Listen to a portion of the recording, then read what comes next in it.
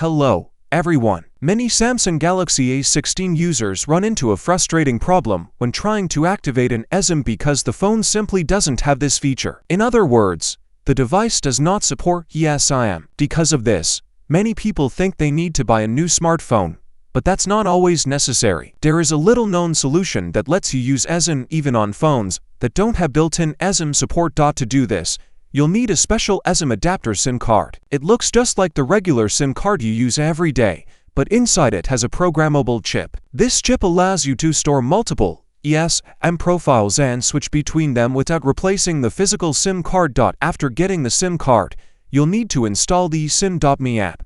Insert the new SIM card into your phone, turn it on, and open Google Play. Then download and install the official eSim.me app. All the setup is done through this app. As soon as you open it, the app will automatically detect the installed SIM card and ask you to add your first eSIM profile. Next, you'll need the QR code provided by your mobile carrier when you purchased your eSIM. In the app, select the option to add a new profile, then scan the QR code with your phone's camera.